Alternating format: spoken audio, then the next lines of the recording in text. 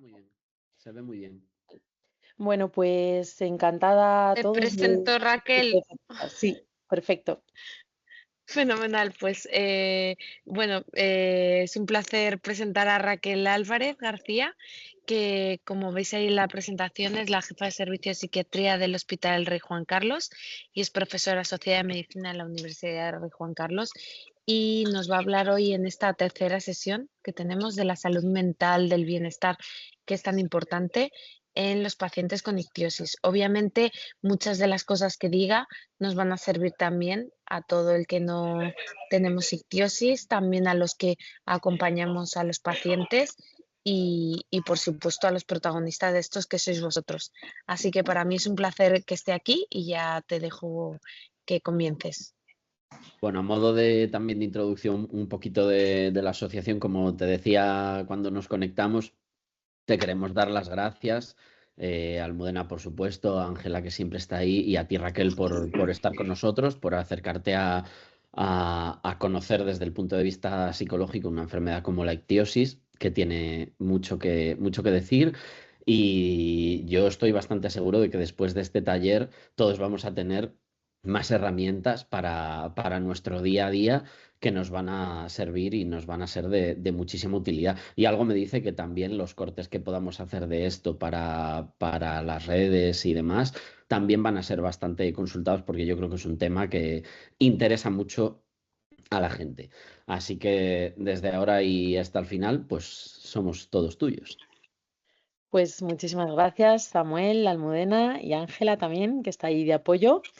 Encantada de estar hoy aquí con vosotros, de hablar de salud mental en pacientes con ictiosis. Es un placer contar con pacientes expertos y aunque hablemos de un campo muy concreto, de algo que a priori parece que no tiene que ver con la dermatología, me gustaría que una de las conclusiones después de este espacio es que veáis que sí que tiene mucho que ver con la dermatología, la salud mental. ¿Por qué os digo esto? Porque hay una relación entre la mente y la piel. Muchas veces se habla de, por un lado, de salud mental, por otro lado, de salud física, pero es que resulta que convivimos en un único cuerpo, ¿no? Y que todos nuestros órganos están íntimamente interrelacionados y ya no solamente es que estén conectados, sino que hay funciones que no serían adecuadas en unos órganos si no estuvieran conectados con las funciones de otros órganos, ¿vale?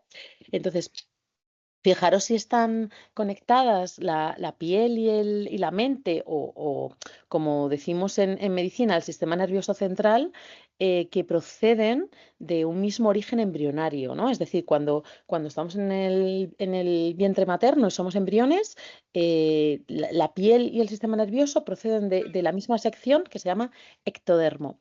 Entonces, además, no solamente procede como del mismo origen, sino que nos vamos a encontrar con que muchas patologías dermatológicas van a tener una compleja interacción con factores biológicos, con factores psiquiátricos o psicológicos y, por supuesto, también con factores ambientales, ¿vale? Entonces, de tal forma que en este modelo biopsicosocial va a haber factores precipitantes, predisponentes y perpetuantes del padecimiento, ¿vale? Que ya iremos explicando.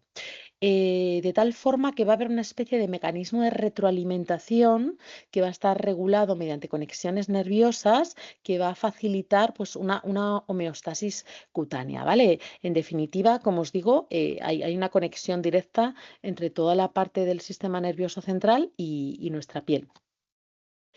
De hecho, fijaros que en pacientes dermatológicos sabemos que hay más síntomas psiquiátricos que en la población general. Y un ejemplo de esto es la sintomatología depresiva. Los estudios nos dicen que en pacientes dermatológicos, en torno a un 30%, es una cifra que varía, ¿vale? Según los estudios, pero en torno a un 30% pueden padecer síntomas depresivos. Y sin embargo, esos síntomas depresivos en la población general van a ser en torno a un 10-22%. En el caso concreto de la ictiosis, aunque vosotros sabéis muchísimo más que yo de esta patología, pero va a haber una serie de características peculiares, ¿no? Que van a estar también relacionadas con todo lo que estamos hablando, que es que La naturaleza de la enfermedad es que es una enfermedad que va a ser visible, que va a ser crónica, que va a afectar a la superficie corporal a través de escamas, de grietas, de ampollas, de esa sequedad, y que todo esto evidentemente va a generar un impacto emocional. Ese impacto emocional puede producir un mayor riesgo de determinados síntomas en salud mental, como puede ser la ansiedad, la depresión, como son problemas de autoimagen, como son problemas de baja autoestima. Y además de esa parte tan física que se ve de la piel, luego encima vamos a tener que tener en cuenta que hay determinados casos de ictiosis en los que además va a haber afectación de otros órganos. Entonces, toda esta relación entre la piel y la mente es tan importante que hay una subespecialidad que se llama psicodermatología, ¿vale? ¿Qué va a ser la psicodermatología? Pues va a ser un campo de la medicina que va a integrar esa parte de la dermatología, de las enfermedades de la piel, con la afectación psicológica, los trastornos psiquiátricos. Entonces, esta especialidad lo que va a hacer va a ser que va a abordar tanto los síntomas físicos como los síntomas emocionales en pacientes que tienen problemas en la piel y va a reconocer esa conexión bidireccional entre la mente y la piel que estábamos comentando. Podemos encontrarnos tanto que la ansiedad y la depresión pueden agravar enfermedades de la piel, como todo lo contrario, que esas enfermedades cutáneas van a impactar de forma negativa en el estado de ánimo de los pacientes que lo padecen. Entonces, esto va a implicar que un enfoque terapéutico integral y multiprofesional que sea combinado sea muy importante en este perfil de pacientes. Y además, ya lo explicaremos un poquito más a lo largo de la ponencia, pero va a haber factores como el estigma social, el bullying, todo ese círculo vicioso que empeora tanto la piel como la salud mental y que a veces puede tener un impacto en la calidad de vida de nuestros pacientes. Hay muchas enfermedades en la piel que afectan a la apariencia, ¿no? La psoriasis, la rosácea, el vitíligo, la alopecia, el acné y, por supuesto, la ictiosis, ¿no? Entonces, vemos los médicos que tratamos este tipo de patologías, que los pacientes, pues, que pueden tener ese impacto psicológico y social y que además, yo creo que esto a lo mejor tenéis alguna experiencia luego personal. Sí que es cierto que a lo largo de la historia, tal vez os hayáis encontrado con que ha sido subestimado por profesionales de la salud, ¿no? Que a lo mejor solo han tenido en cuenta, pues, que si tú vas por un problema de la piel, la parte de salud mental a ellos no les corresponde, o lo contrario, ¿no? Que si vienes por un problema de salud mental, pues la parte de la piel como que hay que dejarla de lado porque no corresponde a la especialidad de ese médico. Creo que también es importante que tengamos en cuenta que la experiencia de los problemas de salud mental, vamos a ver que no siempre se van a correlacionar con la gravedad de la enfermedad dermatológica. ¿Qué quiero decir con esto? Que podemos encontrarnos con una patología dermatológica que puede ser clasificada como leve, pero que aunque los síntomas físicos sean leves, el malestar mental puede ser de gran alcance, ¿no? Y que haya una repercusión emocional muy importante.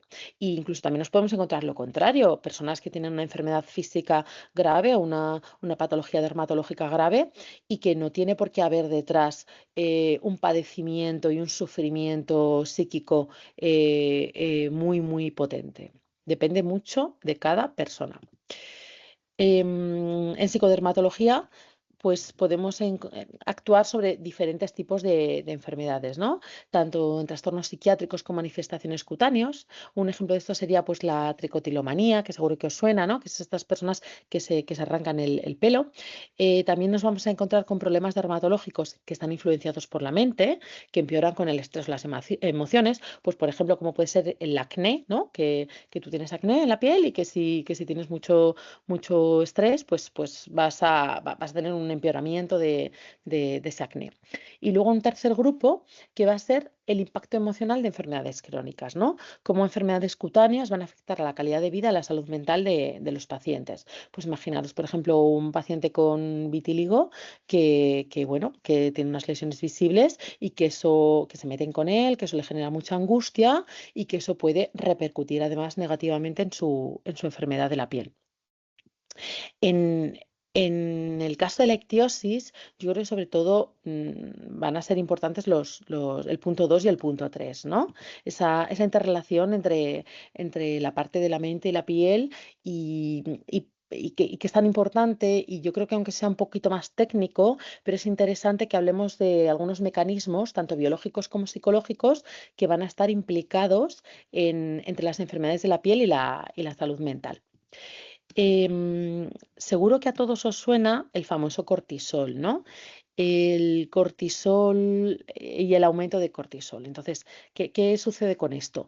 Que las personas que padecen una situación de estrés crónica van a tener en su organismo una activación de lo que llamamos el eje hipotálamo hipofisario adrenal, ¿vale? Que es un eje que va desde el cerebro a las glándulas suprarrenales, pasando por la hipófisis, que es otra parte que está en el sistema nervioso central, y que lo que va a producir esta vía es producir ese cortisol, ¿no? Ante ese estrés crónico, la persona va a producir un aumento de cortisol. Y ese cortisol lo que va a conllevar es una situación en su organismo de inflamación crónica. Esa inflamación crónica puede tener otras consecuencias, como problemas en la inmunidad en todos los sentidos y, por supuesto, incluido en la inmunidad de la piel, ¿vale? Y que esa persona sea más vulnerable tanto para enfermedades físicas como para enfermedades mentales. Esa exposición prolongada a esos niveles altos de cortisol, si sucede en cerebros más vulnerables, en cerebros que todavía son más inmaduros, como pueden ser los de niños o los de los adolescentes, podemos ver incluso que a largo plazo puede producir alteraciones en el desarrollo cerebral en determinadas regiones, ¿vale? Sabemos que puede haber cambios estructurales cerebrales, por ejemplo, en una zona que se llama el hipocampo, que está relacionada con la memoria y con el aprendizaje. También con otra zona que se llama la amígdala, en la que produce hipersensibilidad, y que sabemos que una afectación en este área cerebral puede producir mayor reactividad emocional y mayor ansiedad. También puede haber alteraciones en la corteza prefrontal, que es como la zona anterior, en la zona de la frente, y todo esto puede afectar al juicio social y a la regulación de las emociones. Y por último, bueno, la afectación conjunta de esa amígdala con la corteza prefrontal, lo que vemos es que a largo plazo puede producir dificultades en la regulación de las emociones. En el caso concreto de la ictiosis nos vamos a encontrar con personas que van a tener afectación en la piel, ¿no? Van a ser personas que tienen pues molestias físicas, tanto por la sequedad en la piel, pueden tener lesiones, pueden tener grietas, pueden tener heridas, pueden tener hiperkeratosis, ¿no? Que es ese engrosamiento en la piel, pueden tener problemas en la sudoración a través de la hipohidrosis.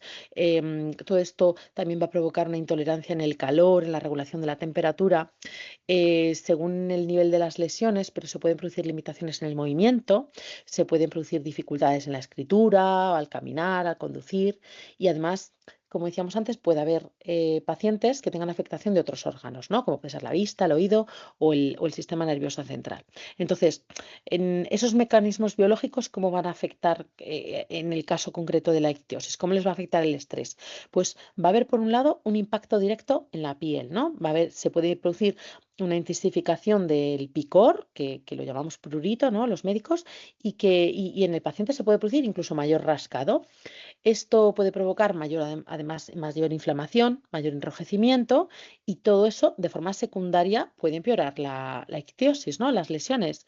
Esto además puede producir un impacto psicológico, ese estrés puede dificultar además el manejo de la enfermedad y que acabemos cayendo en un círculo vicioso en el que el picor lleva rascado, esto va a dañar más la piel, va a causar más picor, va a aumentar más el estrés y se va a perpetuar el problema.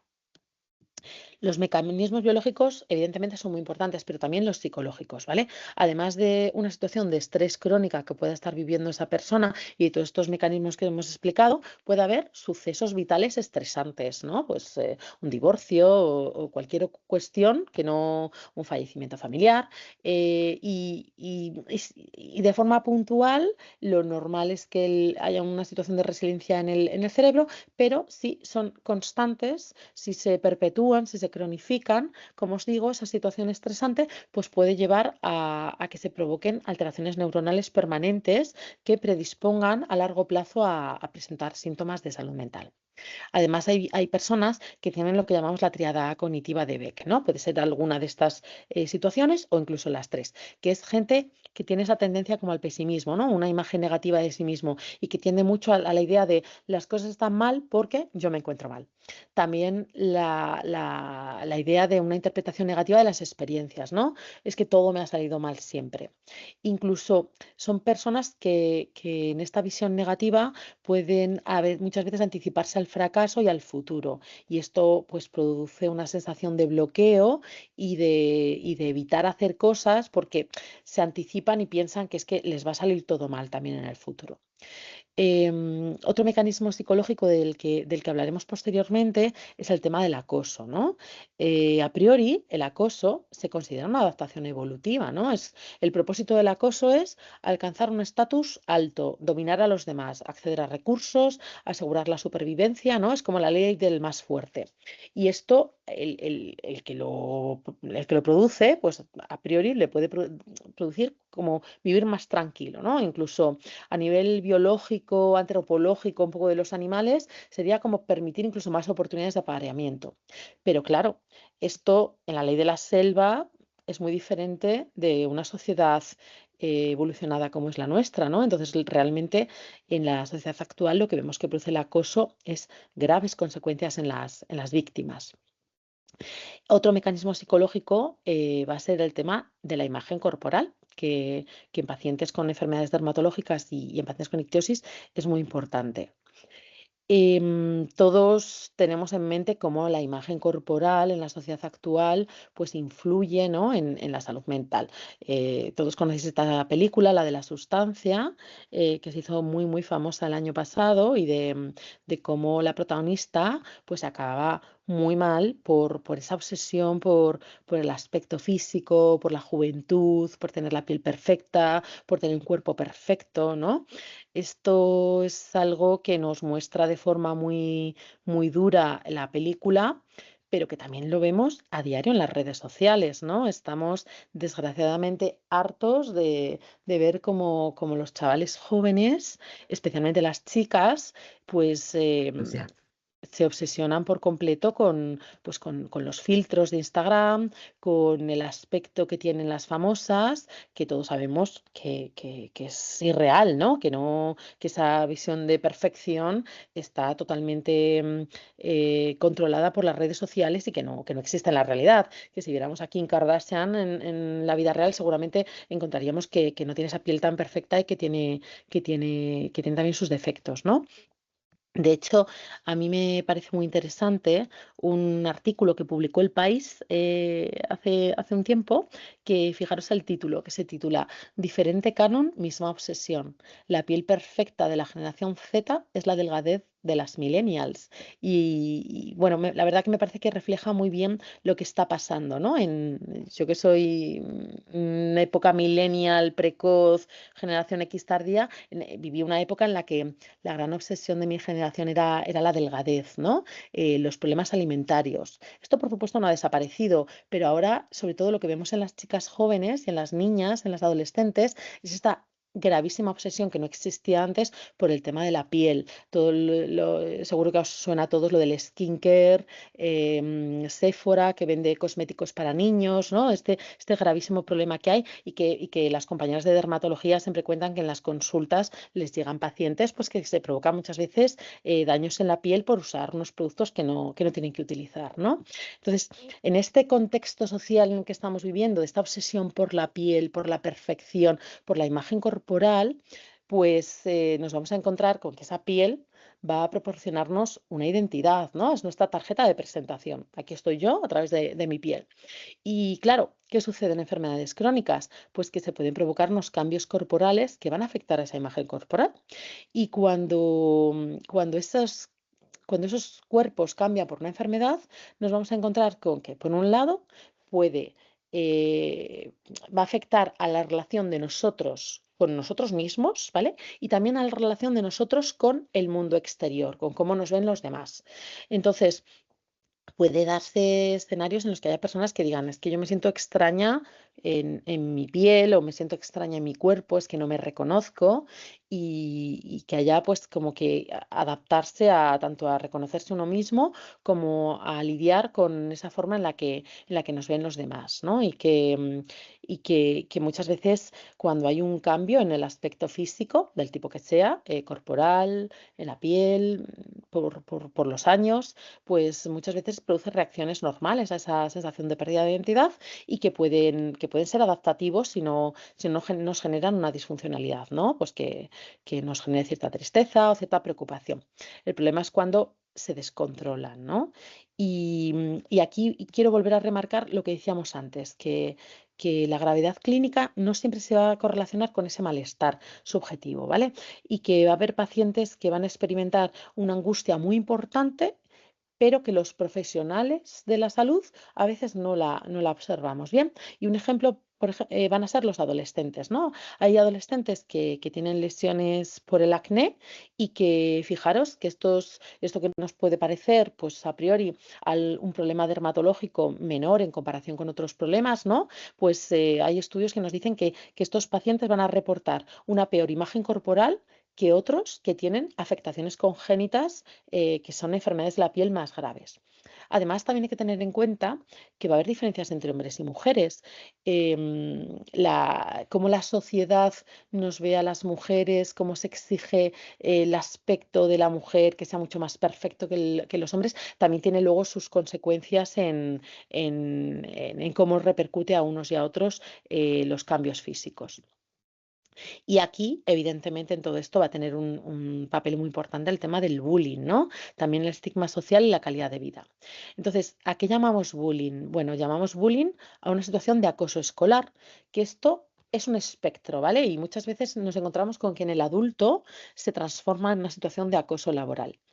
Llamamos bullying a ese acoso que lo que se va a producir es una intimidación, una agresión física, psicológica o sexual contra un menor.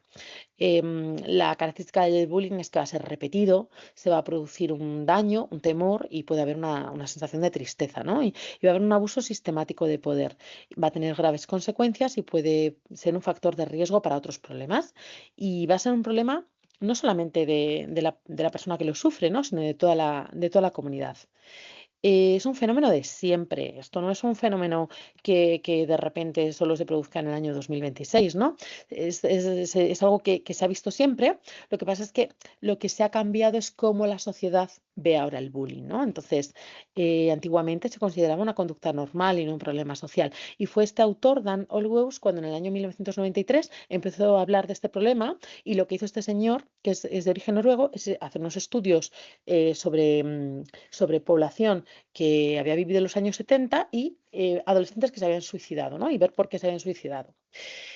Em, Fijaros que en estos datos de la UNESCO del año 2019, es una encuesta pues a casi todos los países del mundo, esto es un problema absolutamente global, varía mucho según los países. Fijaros que países como Estados Unidos, Australia, algunos países asiáticos, Brasil también, tienen datos de bullying superiores a otros países, ¿vale? España, la verdad es que no es de los que está para nada peor situado. Vamos a ver que hasta un tercio de los alumnos va a ser víctima de acoso escolar y uno de cada 10 va a tener acoso crónico. Y fijaros, me parece muy importante señalar que el principal motivo del bullying va a ser la apariencia física, ¿vale? Y eso cuando hablamos de enfermedades de la piel y en el caso concreto de la ictiosis, yo creo que hay que ponerlo muy sobre la mesa. El bullying no solamente es una cuestión entre la víctima y el agresor, ¿no? Sino que, como os digo, es todo un espectro que abarca a toda la comunidad y en el que va a haber diferentes figuras, va a haber pues los acosadores pasivos, los que lo ven y se ríen, los que lo observan y no dicen nada, se callan y luego va a haber defensores, ¿no? Esto se llama el círculo del bullying.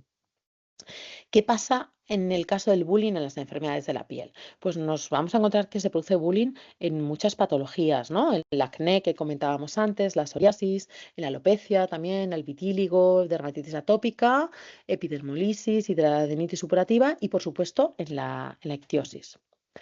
Me parece interesante este estudio que es del año 2024. Se hizo un estudio sobre bullying en enfermedades en la piel, ¿no? En varios países europeos y se vio que unos porcentajes muy importantes de los chavales reportaban bullying, ¿no? Es llamativo como un casi 64% de los chicos que encuestaron dijeron que habían sufrido bullying a través de las redes sociales. Y la edad crítica, sobre todo, nos la vamos a encontrar en adolescentes, ¿no? Entre los 13 y los 15 años. Sobre todo las formas más frecuentes eran la verbal, la social. Y otra cosa que también me parece para reflexionar es que solamente el 33% habló con alguien de lo que le estaba pasando, ¿no? Entonces, esto yo creo que nos hace pensar que es muy importante observar a los niños, observar a los adolescentes y ver si hay cambios en su actitud, ¿no? Algunas cosas con las que a lo mejor os podéis sentir identificados, algunos comentarios negativos que se reportan en esta viñeta es del artículo científico, ¿vale? Es pues comentarios, ¿no? que hace la gente como, pero ¿por qué no te lavas? O pero ¿por qué no te echas una crema? O es que lo que deberías hacer es esto, o deberías ir al médico, o deberías ponerte un tratamiento, o qué es lo que te pasa, ¿no? Entonces, bueno, yo creo que son mensajes que nos tienen que hacer reflexionar a todos.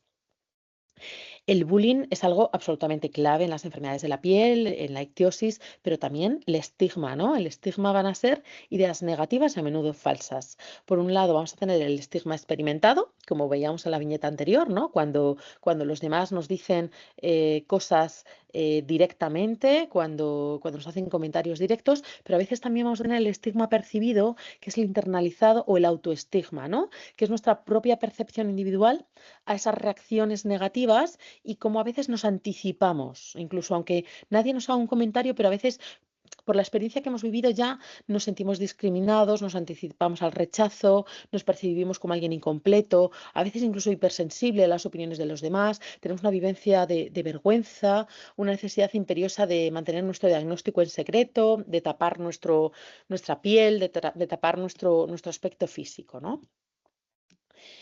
Bueno, pues en esta línea del estigma, pues los trastornos de la piel, pues aunque a priori puedan ser como considerados menos graves en comparación con otras enfermedades en el mundo de la medicina, pero sin embargo van a ser, como hemos dicho, ¿no? Por esta parte tan visible, van a ser patologías que van a tener mucho riesgo del tema del estigma.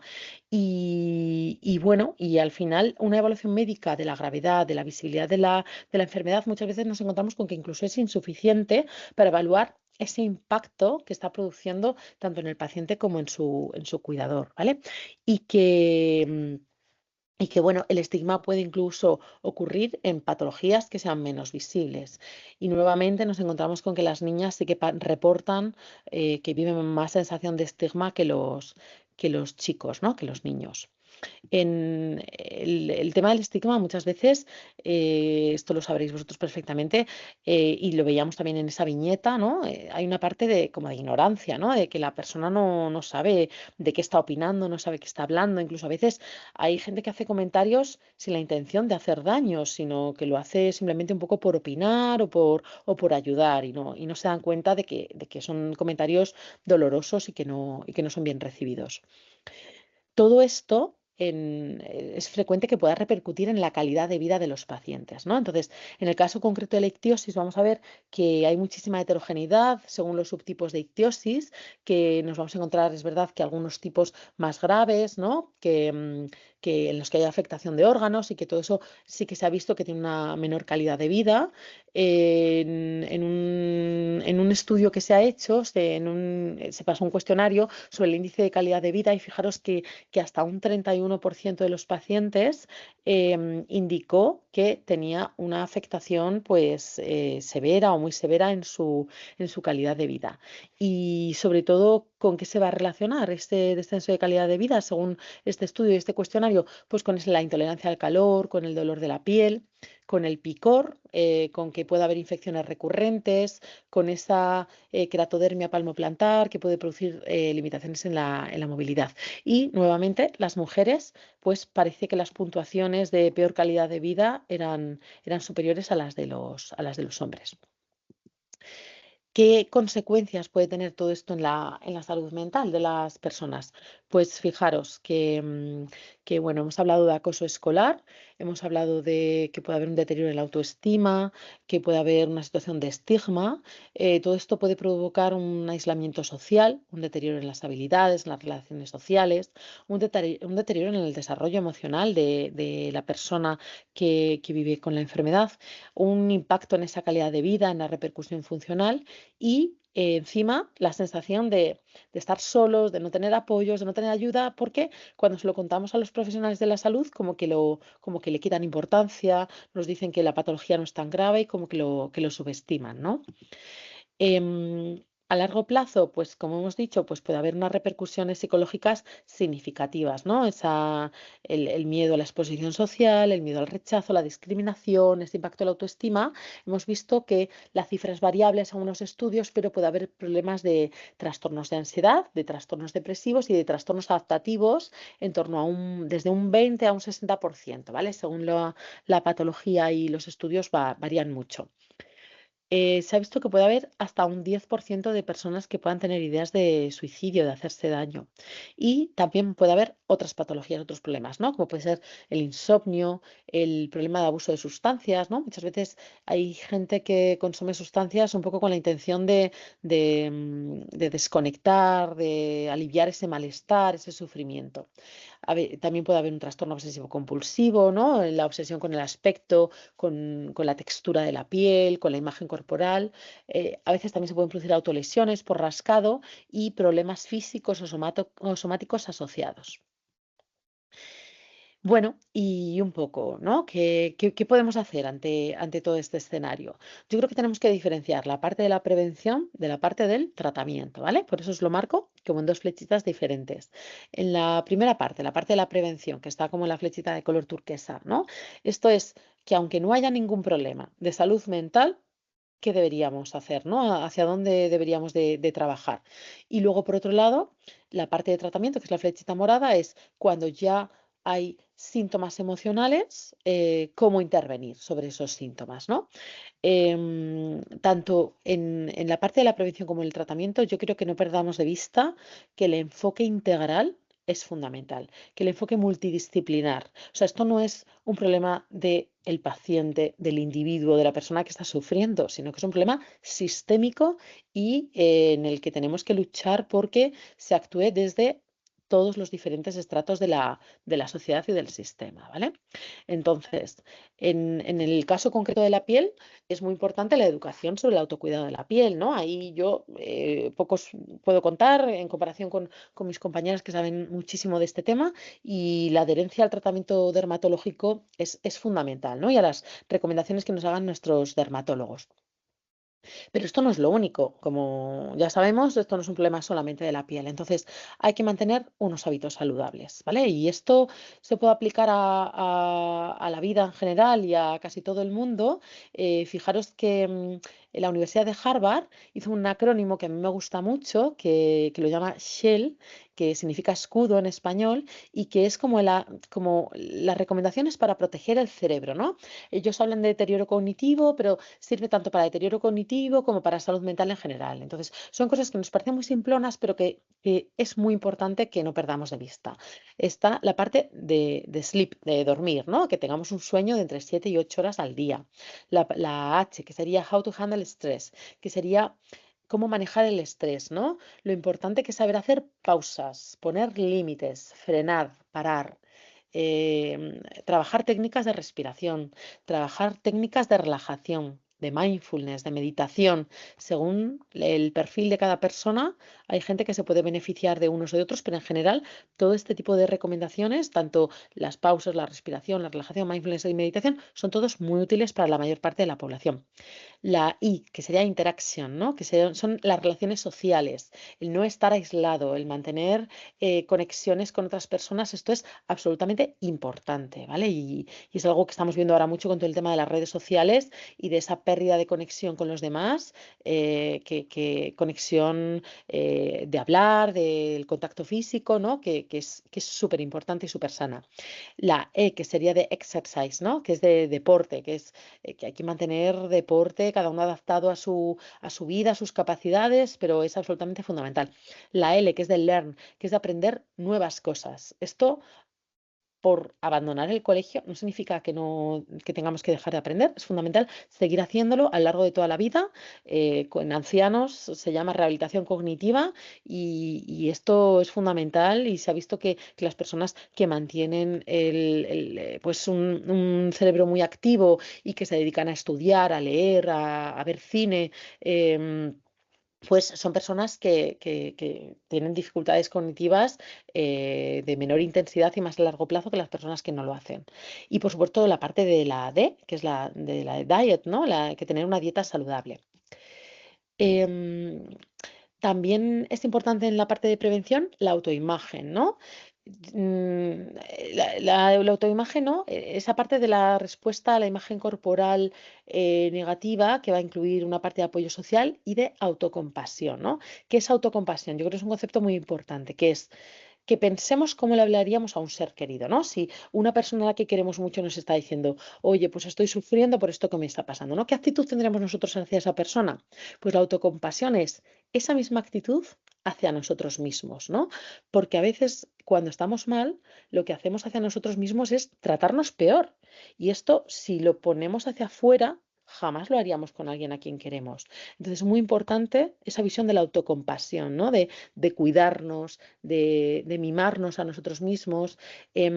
Aquí también es súper variable de unas personas a otras. Hay gente que le viene genial hablarlo con el espejo, gente que le viene muy bien escribir, hacer un diario. Hay rutinas de autocuidado, ¿no? Pues de tus cremitas, de aceites, tus tratamientos, tu pelo, ¿no? El cuidarse uno mismo. La parte de la gratitud, y a veces verbalizarlo, ¿no? Como os digo, incluso hay técnicas delante de un espejo en las que se puede trabajar esto. Y por supuesto, poner límite a entornos negativos, por ejemplo, a las redes sociales, ¿no? Que hemos visto que en algunos casos pueden ser súper dañinas. Y muchas veces, pues a veces darnos tiempo para el duelo, ¿no? Sobre todo cuando hay un cambio en el aspecto físico, pues a veces es necesario pues una adaptación y que pasa el tiempo para tener pues adaptarnos a un nuevo escenario, ¿no? En nuestro aspecto. Y que bueno, la imagen es muy importante, pero que no lo es todo, ¿no? Que es que resulta que nuestra piel no solamente es esa carta de presentación, sino que tiene una función, ¿no? Entonces, la parte de la funcionalidad corporal es una herramienta muy poderosa para mejorar la imagen corporal que no podemos perder de vista, ¿no? Que es decir, esto no solamente es para estar guapa o para estar fea, sino que resulta que mi cuerpo sirve para muchas cosas. La parte del bullying, ¿no? En el bullying es algo muy complejo, pero es fundamental intervenir en muchos niveles. En la parte de la educación y la sensibilización, programas en escuelas, en alumnos, en docentes, en padres, ¿no? Tanto qué es el bullying, qué son las enfermedades de la piel, cómo la imagen ideal de Kim Kardashian es poco realista. El compromiso institucional, yo creo que estos son cuestiones que desde las asociaciones, afortunadamente, muchas veces pues podéis trabajarlas y lo peleáis fenomenal, ¿no? Que haya políticas claras de tolerancia cero contra el acoso, por ejemplo, el fomentar la diversidad, el respeto, la tolerancia, la empatía, el no reforzar la violencia bajo ningún concepto, el crear entornos escolares seguros donde los estudiantes estén tranquilos, estén arropados, se sientan en casa, ¿no? Se sientan protegidos y cómodos. El capacitar a profesores y a personal escolar para identificar, para prevenir y resolver los conflictos. El comunicar a las familias que estén informadas y puedan apoyar a sus hijos, ¿no? Que muchas veces hay esta parte de desconocer las cosas. Fijaros que hay un proyecto que se hizo, que se publicó un artículo de un proyecto que se llamaba Acoso entre pacientes dermatológicos, que se hizo en estudiantes de secundaria, y en este estudio se trabajó con chavales de secundaria y se vio cómo una actividad educativa sencilla en la que se explicase qué eran esos problemas de la piel, pues que no eran contagiosos, que no eran una elección, que no eran una falta de cuidados por parte de la persona que lo sufría, pues todo este trabajo mejoró de forma muy significativa la actitud hacia las fotografías de personas con enfermedades de la piel, y sobre todo se vio como los que más mejoraban eran los que peor actitud tenían inicialmente, ¿no? Y seguramente los que más desconocían lo que eran las enfermedades de la piel. ¿Y qué es esto? ¿Y qué es la parte de la intervención, ¿no? La flecha morada de la que hemos hablado antes. Pues hay que tener en cuenta el tema de la neuroplasticidad y la resiliencia, ¿vale? O sea, nuestro cerebro se puede transformar, ¿no? Y puede recuperarse y volver a su estado normal. Eso se llama resiliencia. Y esto es especialmente poderoso e importante en la infancia y en la adolescencia. Entonces, antes intervengamos, mucho mejor, ¿no? En el sistema educativo es muy importante detectar lo antes posible y reportar, pues si hay una víctima, si hay un chaval al que le estén haciendo bullying, hablarlo con la familia, hablar con el acosador, levantar protocolos y restablecer la convivencia, ¿no? Y a mí me gusta mucho una frase que dice: el chivato de ayer es hoy un superhéroe contra el bullying, ¿no? Parece que por chivarte de las cosas lo estabas haciendo tú mal, cuando todo lo contrario.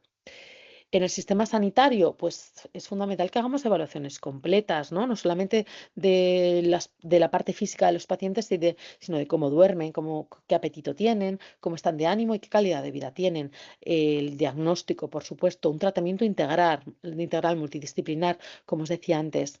El apoyo emocional no solamente va a aliviar el sufrimiento psicológico, sino que el médico es el más interesado en que esto funcione bien, porque va a ayudar a que el paciente se adhiera mejor al tratamiento, mejore el vínculo, mejore la alianza terapéutica entre el paciente y el profesional de la salud. Y además se ha visto que una evolución mucho más favorable tanto a la enfermedad de la piel como la calidad de vida del paciente, ¿no? Y hay otra frase que a mí también me gusta mucho, que seguro que suena, que la empatía es ponernos los zapatos del paciente, ¿no? Y yo creo que en dermatología habría que decir que en este caso es ponernos en la piel de nuestros pacientes. Y luego esta otra parte de trabajo multidisciplinar en equipo, la labor tan importante que hacéis desde las asociaciones, el contar con psicólogos, con psiquiatras y, por supuesto, individualizar muchísimo. No todo el mundo tiene que ir a un psicólogo, no todo el mundo tiene que ir a un psiquiatra, y hay que ver cada caso, ¿no? Y hay gente que se puede beneficiar de psicoterapias individuales, otros que le van a venir las terapias grupales. La terapia cognitivo-conductual suele ser en general la que más evidencia científica tiene, programas de habilidades sociales, programas psicoeducativos, como os digo, de formación al paciente y al entorno. Y en algunos casos, pues las personas pueden llegar a necesitar algún fármaco, algún tratamiento, sobre todo mediante ansiolíticos o antidepresivos. Y bueno, algunas conclusiones con las que me gustaría acabar es recordar esa conexión bidireccional entre la mente y la piel, que va a ser fundamental esa intervención integral de los problemas dermatológicos que van a influir en la salud mental y viceversa, ¿no? Cómo ese impacto emocional va a empeorar las enfermedades de la piel, que en el caso concreto de la ictiosis va a ser imprescindible tener en cuenta el impacto de aspectos como el bullying, como el estigma y como la calidad de vida, y que se pueden producir consecuencias en salud mental como problemas de ansiedad o depresión.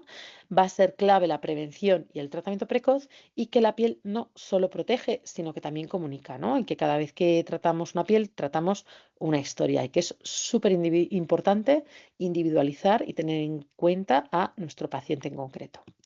Bueno, os dejo por ahí, si alguien tiene mucho interés científico, toda la bibliografía que he utilizado, y quiero finalizar dándoos las gracias y bueno, que me contéis un poco comentarios, opiniones, dudas. Muchas gracias, Raquel. Ha estado fenomenal y gracias pues por poner y esquematizar también todos los problemas a los que se enfrentan en general los pacientes con patología en la piel, pero en concreto los pacientes con ictiosis. Yo creo que ahora hay que daros voz a vosotros para que habléis y nos comentéis si tenéis alguna duda y si no podemos empezar también una discusión sobre lo que hemos oído. ¿Alguien quiere hablar algo? Yo, mira, la única duda que tengo, que no es tanto patológica como o psicológica como estadística, es el tema de cuándo, o sea, a quién afecta y en qué proporciones, porque es cierto que siempre estamos escuchando y probando en un gran número de casos que el aspecto físico a las mujeres afecta mucho más que a los hombres. En este sentido, esto lo sabemos por una respuesta negativa de los hombres ante la pregunta ¿a ti te afecta?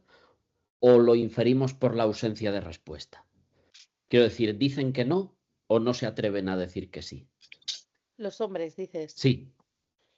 Pues es buena pregunta, ¿no? Porque yo creo que esto a nivel histórico, los hombres que estáis aquí, a lo mejor os sentís identificados con esto, que no digáis que algo os hace sufrir, no significa que no os haga sufrir, ¿no? Y es verdad que las mujeres, para lo bueno y para lo malo, muchas veces echamos más para afuera las cosas, ¿no? Y las contamos más, ¿no? Pues factores hormonales, factores sociales, factores de muchos tipos, y los hombres muchas veces tendéis a guardároslo para adentro, ¿no? Esa parte, por supuesto que también sucede, y yo creo que ahí es mucho más reto explorarlo, ¿no? Ujú. Y ya digo, que alguien diga que está todo bien no significa que siempre esté todo bien, ¿no?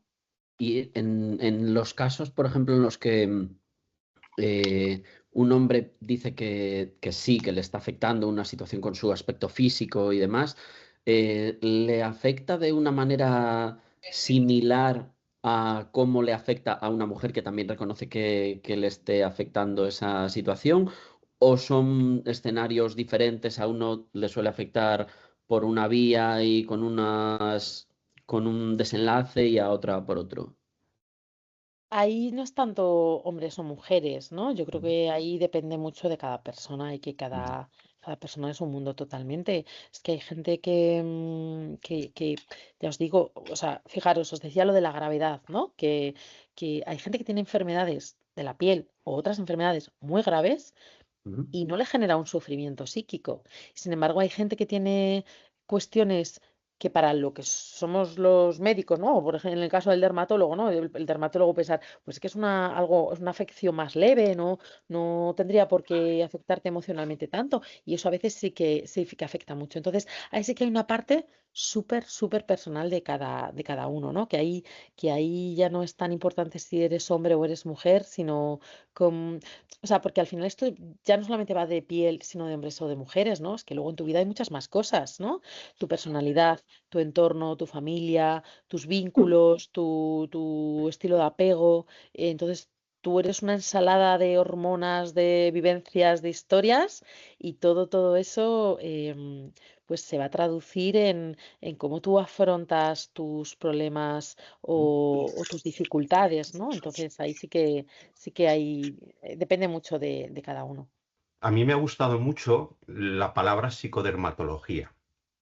Lo digo porque nosotros, dentro de la asociación, eh, sí que es verdad que vemos ese ponte en nuestra piel. De hecho, es nuestro eslogan, ¿no? Y cuando dices ponte en nuestra piel, hay una doble lectura. Es cómo yo lo vivo, cómo yo lo padezco, cómo yo lo sufro o cómo yo, bueno, pues lo llevo o lo conllevo, ¿vale? Y otra cosa es todo lo que tengo también que cuidarme y el tiempo que necesito, ¿vale? Para que mi piel pues esté bien o yo me sienta cómodo con ella. Pero luego tenemos también otro paciente que vive al lado de los pacientes. Y digo paciente porque estamos los padres, ¿vale? Que eh, hay un día en nuestras vidas que esperamos que todo fluya bien, ¿vale? Y nace una personita, ¿vale? Una niña o un niño, y que te dicen, mira, es un bebé colodion, o tiene una ictiosis epidermolítica, o va a tener una ictiosis lamelar. Y entonces empiezas a ser paciente de una enfermedad que nunca has oído, ¿eh? Y ese es el momento en el que yo creo que desde la administración, no solamente en ictiosis, sino pues, en un sinfín de patologías y sobre todo pues, enfermedades raras, pues tendríamos que tener ese apoyo, ¿no? Ese apoyo de ese profesional como eres tú, ¿vale? Para poderlo llevar bien, y no caer luego en toda la sintomatología que muchos llevamos y que suele ser una sintomatología muy diferente y muy distinta a la que padecen nuestros hijos y que tenemos que tener muchísimo cuidado en no contagiarles. Porque son síntomas completamente distintos. Son miedos diferentes, angustias diferentes, estrés diferente, incluso puede llegar incluso a la depresión. Y eso no tenemos que transmitírselo a nuestros hijos. Pero igual que un niño a lo mejor no percibe cómo le ven cuando es niño, nosotros padres sí. O sea, las miradas que les hacen a nuestros pequeños, o sea, nos hacen mucho daño. Nosotros tenemos una frase que dice, a veces nos hacen más daño, ¿vale? Las miradas de los demás que nuestras propias heridas. Entonces, por un lado, ¿no? Quiero poner también aquí, pues bueno, en la labor importantísima que tenéis que hacer los profesionales o que tendrían que hacer los profesionales en el acompañamiento a las familias desde un primer momento y que nosotros desde la asociación estamos intentándolo hacer, ¿vale? El cuidado y tratamiento también pues, a los padres y, bueno, y evidentemente a los pacientes, porque si los padres estamos también tratados y cuidados, yo sé que vamos a ir de la mano con nuestros hijos muchísimo mejor. O sea, yo creo que al final hay que tratar y cuidar al paciente y hay que tratar y cuidar a todas aquellas personas que están al lado del paciente. Totalmente de acuerdo contigo. Es que por eso digo que los padres, las familias, las parejas son una de las patas más robustas de esa mesa. Entonces, si esa pata flojea, flojea toda la mesa. Bueno, y sí, y yo creo que tendremos que Sí. despedir porque aunque nos tiraríamos aquí yo fácilmente otro par de horas o 3, pero bueno, tendremos más ocasiones. A los que estáis aquí no os olvidéis de que todavía nos quedan 2 talleres, ¿pueden ser? ¿O 3? No lo recuerdo ya, creo que 3, nos 3. queda con 3 talleres. ginecología, el Ujú, bienestar, la salud de la mujer, nos ujú, queda con endocrinología, donde ujú. vamos a hablar de nutrición y sistema hormonal, y el último que va a ser online, pero también presencial, en junio en INDA, que habrá talleres, bueno, pues un poco para cuidar la piel de forma más práctica, y que estaremos allí, Ángela y yo. Perfecto, pues nada, nosotros nos despedimos de vosotras y de todos los compañeros que están aquí con muchísimo cariño y nos vemos en la siguiente. Muy bien. Muchísimas Muchas gracias, Raquel. gracias, un Muchísimas placer. gracias.